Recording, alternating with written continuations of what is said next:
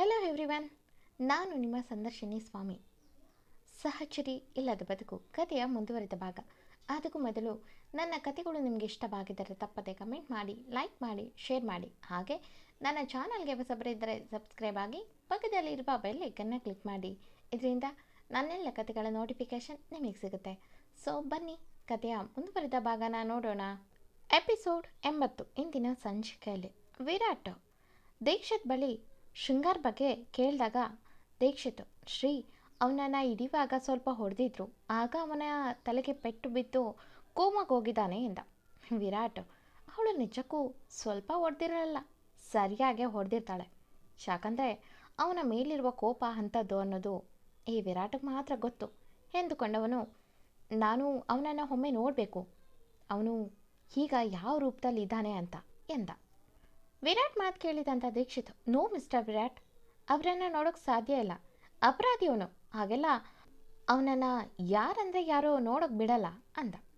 ವಿರಾಟು ಒಬ್ಬ ಸ್ಪೆಷಲಿಸ್ಟು ನೋಡ್ಬೋದಲ್ವಾ ಎಂದವನು ಇಂಡೈರೆಕ್ಟಾಗಿ ನಾನು ಸ್ಪೆಷಲಿಸ್ಟ್ ಥರ ಅವನನ್ನು ನೋಡೋಕೆ ಹೋಗ್ತೀನಿ ಅಂತ ಹೇಳ್ದ. ವಿರಾಟ್ ಮಾತು ಕೇಳಿದಂಥ ದೀಕ್ಷಿತ್ ತುಸು ಶಾಕ್ನಲ್ಲಿ, ಯಾರಿಗಾದರೂ ಗೊತ್ತಾದರೆ ನಮಗೆ ತೊಂದರೆ ಅಂದ. ವಿರಾಟ್ ಹೇಳಿದ್ನಲ್ಲ ಅವನಿಗೇನು ತೊಂದರೆ ಕೊಡಲ್ಲ ಅಂತ, ಸೊ ಏನು ಮಾಡಲ್ಲ, ಅವನನ್ನು ಒಮ್ಮೆ ನೋಡಬೇಕು ಅಂತ ಹೇಳಿದವನು, ಇದು ನನ್ನ ರಿಕ್ವೆಸ್ಟ್, ಇದನ್ನು ನಿಮ್ಮ ಶ್ರೀನಿಕಾ ಮೇಡಮ್ಗೂ ಗೊತ್ತಾಗಬಾರ್ದು ಎಂದು ತುಸು ಗಡುಸಾಗೆ ವಾರ್ನ್ ಮಾಡುವಂತೆ ಹೇಳಿ ಅವನ ಕಡೆ ನೋಡ್ದ. ದೀಕ್ಷಿತ್ ಅವನ ಲುಕ್ನಲ್ಲಿದ್ದ ಚಾರ್ಮ್ ನೋಡಿ, ಶಿವನು ಬೆಡ್ ಮೇಲಿದ್ದರೂ ಶೇರೆ, ಯಾರು ಹೇಳಿದ್ದು ಇವನೊಬ್ಬ ಪೇಷಂಟ್ ಅಂತ.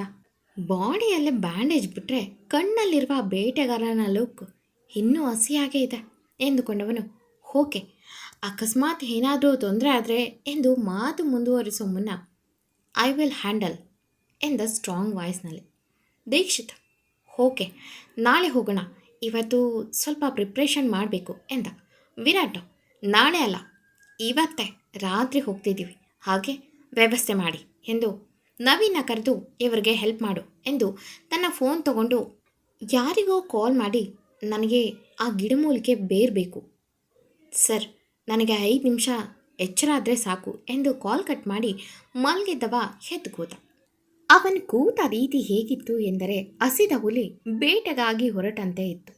ಇತ್ತ ದೀಕ್ಷಿತ್ ರಾತ್ರಿ ಯಾರೂ ಇಲ್ಲದನ್ನು ನೋಡಿ ಕಾನ್ಸ್ಟೇಬಲ್ ಬಳಿ, ಇವರು ಸೂಪರ್ ಸ್ಪೆಷಲಿಸ್ಟು, ಅವನನ್ನು ಒಮ್ಮೆ ಚೆಕ್ ಮಾಡ್ತಾರೆ ಎಂದು, ಯಾರೂ ಬರೋದು ಬೇಡ, ನಾನು ಹೊರಗೋಗ್ತೀನಿ ಎಂದು ವಿರಾಟ್ ಜೊತೆ ಆ ವಾರ್ಡ್ ಒಳಗೆ ಹೋಗ್ತಾನೆ. ವಿರಾಟ್ ಮೊದಲೇ ಹೇಳಿದಂತೆ ಪೂರ್ತಿ ಆಪರೇಷನ್ ಡ್ರೆಸ್ನಲ್ಲೇ ಆ ರೂಮ್ಗೆ ಹೋಗಿ ಬೆಡ್ ಮೇಲೆ ಮಲಗಿದ ಅಕೂಲ್ ವೇಷದಲ್ಲಿ ಇದ್ದಂಥ ಶೃಂಗಾರ್ನ ನೋಡಿ ರಕ್ತ ಕುದೀತು. ತಕ್ಷಣ ವಿರಾಟ್ ತನ್ನ ಕಚ್ಚಿಪ್ನಲ್ಲಿ ತಂದಿದ್ದ ಬೇರ್ನ ಒಸಗಿ ಅವನ ಮೂಗಿಗೆ ಒತ್ತಿ ಹಿಡ್ದ. ಅದನ್ನು ನೋಡಿ ದೀಕ್ಷಿತ್ ಸಾಯಿಸೋಕೆ ಹೊರಟಿದ್ದಾನೆ ಎಂದು ಹೆದರಿ, ಮಿಸ್ಟರ್ ವಿರಾಟ್ ಬಿಡಿ ಅವನನ್ನು ಎಂದು ಜೋರಾಗಿ ಕಿರ್ಚೋಕ್ಕೂ ಆಗದೆ ವಿರಾಟ್ ಕೈ ಹಿಡಿದು ಜಗ್ದ. ವಿರಾಟ್ ಅವನು ಮಾಡಬೇಕಾದ ಕೆಲಸನ ಪೂರ್ತಿ ಮಾಡಿದ್ದ. 1-2 ನಿಮಿಷದಲ್ಲಿ ಅಕುಲ್ ಕೈ ಶೇಕ್ ಆಗಿ ವಿರಾಟ್ ಕೈನ ಬಿಡಿಸ್ಕೊಳ್ಳೋಕ್ಕೆ ನೋಡ್ದು. ವಿರಾಟ್ ಜೋರಾದ ಉಸಿರು ಬಿಟ್ಟು ಅವನನ್ನು ಬಿಟ್ಟ. ಅಕುಲ್ 2 ಬಾರಿ ಜೋರಾಗಿ ಬ್ರೆತ್ ತಗೊಂಡು ಕಣ್ಬಿಟ್ಟ. ದೀಕ್ಷಿತ್ ಆಶ್ಚರ್ಯದಲ್ಲಿ ಅಕುಲ್ನ 1 ಬಾರಿ, ವಿರಾಟ್ನ 1 ಬಾರಿ ನೋಡ್ದ. ಅಕುಲ್ ಕಣ್ಣು ಬಿಟ್ಟು ಎದುರುಕಿದ್ದ ವಿರಾಟ್ನ ನೋಡಿ, ವಿರಾಟ್ ಎಂದ ಮೆಲ್ಲಗೆ. ವಿರಾಟ್ ತುಟಿ ಕೊಂಕಿಸಿ ಉಬ್ಬಾರಿಸಿ, ಹೇಗಿದ್ದೆ ಗೆಳೆಯ ಎಂದ. ಅಕುಲ್ ಒಮ್ಮೆ ದೀಕ್ಷಿತ್ ಕಡೆ ನೋಡಿ, ಇನ್ನೊಮ್ಮೆ ವಿರಾಟ್ ಕಡೆ ನೋಡಿ ನರ್ವಸ್ನಲ್ಲಿ, ನೀನಿಲ್ಲಿ ಎಂದು ವಿರಾಟ್ ಮುಖನೇ ಗುರಾಯಿಸೋ ಥರ ನೋಡ್ತಿದ್ದ.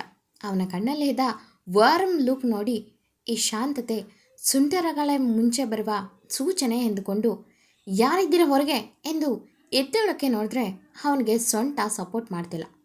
ವಿರಾಟ್ ಹುಸಿನಕ್ಕೂ, ಇನ್ನೂ ನೀನು ಇದ್ದರೂ ಏನೂ ಯೂಸ್ ಇಲ್ಲ, ತುಂಬ ಹಾಡಿದ್ದ ಅಲ್ವಾ, ಸ್ವಲ್ಪ ರೆಸ್ಟ್ ಮಾಡು, ಪಾಪ ಯಾರ್ಯಾರ ಮನೆಯಲ್ಲಿ ನಿನ್ನ ಮಕ್ಕಳು ಬೆಳೀತಿದ್ದಾವೋ ಎಂದು ದವಡೆ ಬಿದ್ದು, ಮದುವೆ ಆದ ಹುಡುಗಿ ಪರಸ್ತ್ರೀಗೆ ಸಮ, ಆದರೆ ಅಂಥವರನ್ನು ಬುಟ್ಟಿಗೆ ಹಾಕ್ಕೊಂಡು ನಿನ್ನ ಕೆಲಸನ ಸಾಧಿಸ್ತಿದ್ಯಾ, ಬೇರೆ ಕತೆ ಬೇಡ, ನನ್ನ ಅತ್ತಿಗೆ ತಲೆ ಕೆಡಿಸಿ ಅವ್ರ ಜೊತೆ ಹಾಡೋದರ ಜೊತೆಗೆ ನನ್ನ ಹೆಂಡತಿ ಮೇಲೂ ಅದೇ ಪ್ರಯೋಗ ಮಾಡ್ತೀಯ. ನಿನ್ನಂಥ ನರಿ ಬುದ್ಧಿನೇ ಆ ಪುಟ್ಟ ರಾಕ್ಷಸಿ ಥರ ಇರೋ ಕೃತಿಕಾಲು ಇರೋದು. ಆವಾಗಲೇ ಅಂದುಕೊಂಡೆ ಇದ್ರ ಅಪ್ಪ ಒಬ್ಬ ಖತರ್ನಾಕ್ ಆಗಿರ್ತಾನೆ ಎಂದು. ಮೊದಲು ಅನುಮಾನ ಬಂದಿದೆ ನಿನ್ನ ಮೇಲೆ ಕಾಣೋ ನಾಯಿ. ಅದು ನಿಜಾನೇ ಆಗಿದೆ ಎಂದು ಒಂದು ಹುಪ್ಪು ಮೇಲೆ ಮಾಡಿ ನಾನು ಹೇಳಿದ್ದೆ, ಸಾಯ ಆಗಿದ್ರೆ ಈಗಲೇ ಸತ್ಬಿಡು, ಬಟ್ ಬದುಕಿದ್ರೆ ನಿನ್ನ ಪಾಲಿನ ಯಮ ನಾನೇ ಅಂತ. ಇಲ್ಲ, ಬದುಕಿದ್ದಲ್ಲೇ ನರಕ ತೋರಿಸ್ತೀನಿ ಅಂತ. ಆದರೂ ಬಂಡ ಧೈರ್ಯದಲ್ಲಿ ಬೇರೆ ಮುಖವಾಡ ಹಾಕಿ ಬದುಕಿದ್ಯಾ ಎಂದು ತಲೆ ಆಡಿಸಿ, ಪರವಾಗಿಲ್ಲ, ನಿನ್ನ ಧೈರ್ಯನ ಮೆಚ್ಚಲೇಬೇಕು ಎಂದು ಅವನ ಭುಜಕ್ಕೆ 2 ಏಟು ಕೊಟ್ಟು ಶಬಾಷ್ ಎಂದು ಒಮ್ಮೆ ದೀಕ್ಷಿತ್ ಕಡೆ ನೋಡಿ, ನೀವು ಹೊರಗಿರಿ, ನನ್ನ ಗೆಳೆಯನದು ನಂದು ಸ್ವಲ್ಪ ಪರ್ಸ್ನಲ್ ಕೆಲಸ, ಹಾಗೆ ಇವನು ಎದ್ದಿರೋದು ಎಲ್ಲೂ ಹೊರಗೆ ಗೊತ್ತಾಗಬಾರ್ದು ಎಂದು ಹೋಗು ಎಂದ ತುಸು ಗಡ್ಸಾಗೆ. ದೀಕ್ಷಿತ್ ಅದು ಅದು ಎಂದ ಸ್ವಲ್ಪ ಭಯದಲ್ಲೇ. ವಿರಾಟ್ ಒಂದು ಲುಕ್ ಕೊಟ್ಟು ಹೊರ್ಗಿರುವ ಅಂದೆ ಎಂದ ತುಸು ಕೋಪದಲ್ಲೇ. ದೀಕ್ಷಿತ್ಗೆ ಅವನ ಕಣ್ಣಲ್ಲಿ ಇದ್ದ ಕೋಪ ನೋಡಿ ಹಣೆ ಮೇಲೆ ಬೆವರು ಮೂಡಿದು. ಅಕುಲ್ ಜೋರಾಗಿ ಕಿರ್ಚೋಕ್ಕೂ ಮುನ್ನ ವಿರಾಟ್ ಅವನ ಬಾಯಿ ಒತ್ತಿ ಹಿಡಿದು, ಕೂತ್ಕೋ ಗೆಳೆಯ, ನಿನ್ನ ಜೊತೆ ಸ್ವಲ್ಪ ಮಾತಾಡೋದಿದೆ ಎಂದು ದೀಕ್ಷಿತ್ ಹೋದ ತಕ್ಷಣ ಡೋರ್ ಲಾಕ್ ಮಾಡಿಕೊಂಡ.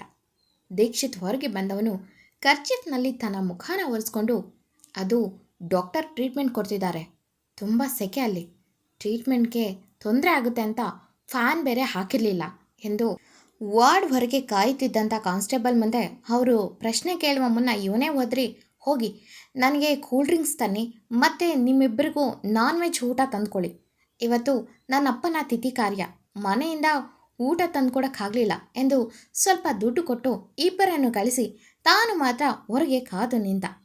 ಒಳಗೆ ಏನು ನಡೀತಿದೆ ಅನ್ನೋದು ತಿಳಿಯದೆ ಒಮ್ಮೆ ಡೋರ್ನ ಪುಷ್ ಮಾಡೋಕ್ಕೆ ನೋಡ್ದ, ಅದು ಲಾಕ್ ಆಗಿದೆ ಎಂದು ತಿಳಿದು, ಅಯ್ಯೋ ಇದೆಲ್ಲಿ ಬಂದು ತಗ್ಲಾಕೊಂಡೆ, ಹೆದರಿಕೆಯಲ್ಲಿ ಅವರು ಕೇಳದೇನೆ ಏನೇನೋ ಹೇಳ್ತಿದ್ದೀನಿ, ನಿಂತಲ್ಲೇ ಸುಳ್ಳು ಸೃಷ್ಟಿ ಮಾಡೋದು ಅದೆಷ್ಟು ಕಷ್ಟ ದೇವ್ರೆ. ಇವನು ನೋಡಿದ್ರೆ ಕೋಪದಲ್ಲಿ ಕುದೀತಿದ್ದಾನೆ, ಅವನು ನೋಡಿದ್ರೆ ಎದರಿದ ಜಿಂಕೆ ಆಗಿದ್ದಾನೆ. ಪೇಷಂಟ್ ಆಗಿದ್ದ ವಿರಾಟ್ ಇಷ್ಟು ಸ್ಟ್ರಾಂಗ್ ಆಗಿದ್ದಾದರೂ ಯಾವಾಗ ಎಂದು ಯೋಚಿಸ್ತಿದ್ದ.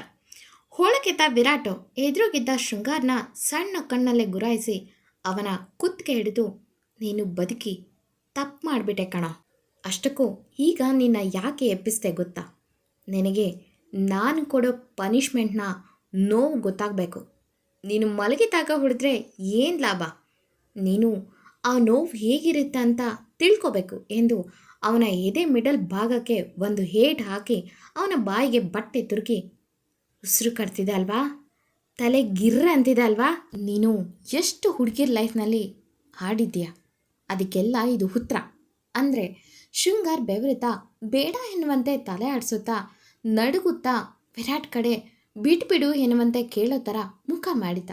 ವಿರಾಟ್ ಹೇಳಿದ್ದಲ್ವಾ, ಈ ವಿರಾಟ್ ಹೇಳಿದ್ದೇ ಮಾಡೋದು, ಮಾಡೋದನ್ನೇ ಹೇಳೋದು ಎಂದು ಬೆನ್ನ ಸೊಂಟದ ಭಾಗಕ್ಕೆ ಒಂದು ಏಟು ಕೊಟ್ಟಿದ್ದೇ ತಡ. ಅಕುಲ್ ರೂಪದಲ್ಲಿದ್ದಂಥ ಶೃಂಗಾರ್ ಸಾವು ಬರಬಾರದಾ ಎನ್ನುವಂತೆ ಕಷ್ಟಪಟ್ಟು ವಿರಾಟ್ ಕೈ ಹಿಡಿದು ಬೇಡ ಎಂದು ಬೇಡ್ಕೊಂಡ, ಕೈ ಮುಗಿದು. ವಿರಾಟ್ ಅದನ್ನು ನೋಡಿ, ನೋ ಗೆಳೆಯ, ನಿನ್ನಿಂದ ನನ್ನ ಹೆಂಡತಿ, ನನ್ನ ಫ್ಯಾಮಿಲಿ ಎಷ್ಟು ನೋವು ತಿಂದಿದೆ, ಅದಕ್ಕೆಲ್ಲ ಈ ವಿರಾಟ್ ಉತ್ತರ ಕೊಡ್ತಾನೆ ಎಂದವನು, ಗುಡ್ ಬೈ ಗೆಳೆಯ, ನಿನಗೆ ಏನಾಗಿದೆ ಅಂತ ತಿಳಿಯೋಕ್ಕೆ ಬರೀ ಸ್ಕ್ಯಾನಿಂಗ್ ಮುಖಾಂತರ ಮಾತ್ರ ತಿಳಿಯೋಕ್ಕೆ ಸಾಧ್ಯ ಎಂದವನು ನನ್ನ ಹೆಂಡತಿ ಮೇಲೆ ಕಣ್ಣಾಕಿದ್ದ ತಪ್ಪಿಗೆ ಈ ವಿರಾಟ್ ಲೈಫ್ನಲ್ಲಿ ಆಟ ಆಡಿದ್ದಕ್ಕೆ ಎಂದವನು ಅವನ ಕುತ್ತಿಗೆ ಮೇಲೆ ಒಂದು ಏಟನ್ನು ಹಾಕಿದೆ ತಡ. ಅಕುಲ್ ರೂಪದಲ್ಲಿ ಇದ್ದ ಶೃಂಗಾರ್ ಹಾಗೆ ಬೆಡ್ ಮೇಲೆ ಬಿದ್ದುಬಿಟ್ಟ.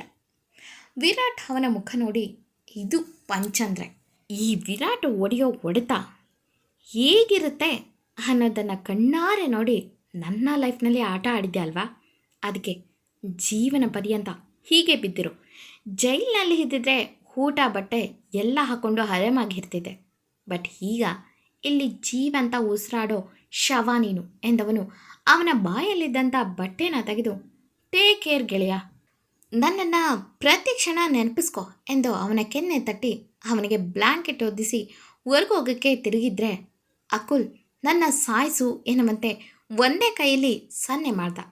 ಅದನ್ನು ಅರ್ಥ ಮಾಡ್ಕೊಂಡಂಥ ವಿರಾಟ್, ನಿನಗೆ ಅಷ್ಟು ಈಸಿಯಾಗಿ ಸಾವು ಕೊಟ್ಟರೆ ನೀನು ಮಾಡಿದ ತಪ್ಪಿಗೆ ಶಿಕ್ಷೆ ಹೇಗಾಗುತ್ತೆ, ನೀನು ಬದುಕಿರಬೇಕು, ಆದರೆ ನರಕ ಅನುಭವಿಸಬೇಕು ಎಂದು ತುಟಿ ಕೊಂಕಿಸಿ ಬಾಯ್ ಗೆಳೆಯ ಎಂದವನು ಅವನ ಕೈನ ದೂಡಿ ತನ್ನ ಮಾಸ್ಕ್ ಹಾಕಿ ಹೊರನಡೆದ. ಅಕುಲ್ ಆ ನೋವಲ್ಲಿ ಕಣ್ಣು ಮುಚ್ಚಿದ. ಹೊರಗೆ ಬಂದ ವಿರಾಟ್ ಅಲ್ಲೇ ಇವನಿಗಾಗಿ ಕಾದಿದ್ದಂಥ ದೀಕ್ಷಿತ್ ಕಡೆ ನೋಡಿ, ಹೋಗೋಣವಾ, ಬಂದ ಕೆಲಸ ಮುಗಿದಿದೆ ಅಂತ. ದೀಕ್ಷಿತ್ ವಿರಾಟ್ ಕಡೆ ಒಮ್ಮೆ ನೋಡಿ ಒಳಗೋಗಿ ಅಕುಲ್ ಮೂಗಿನ ಬಳಿ ಕೈ ಇಟ್ಟ. ಅವನಿನ್ನೂ ಉಸಿರಾಡ್ತಾ ಇದ್ದ, ಆದರೆ ಪಲ್ಸ್ ಎಲ್ಲ ನಾರ್ಮಲ್ಗಿಂತ ಸ್ವಲ್ಪ ಐಕ್ ತೋರಿಸ್ತಿತ್ತು ನೋವಿಗೆ. ಹೊರಗೆ ಬಂದವನು, ಏನು ಮಾಡಿದ್ರಿ ಮಿಸ್ಟರ್ ವಿರಾಟ್ ಎಂದ ತುಸು ಕೋಪದಲ್ಲೇ ವಿರಾಟ್ ಕಡೆ ನೋಡಿ. ವಿರಾಟ್ ಜೀವನ ಪರ್ಯಂತ ಶೃಂಗಾರ್ನ ಬೆಡ್ ರಿಡನ್ ಪೇಷಂಟ್ ಮಾಡಿದ್ದಾನೆ. ಎಂದಿನಂತೆ ಈ ಕತೆ ಮುಂದುವರಿಯುವುದು. ಈ ಕತೆ ನಿಮಗೆ ಇಷ್ಟವಾಗಿದ್ದರೆ ತಪ್ಪದೆ ಕಮೆಂಟ್ ಮಾಡಿ, ಲೈಕ್ ಮಾಡಿ, ಶೇರ್ ಮಾಡಿ. Thank you for watching.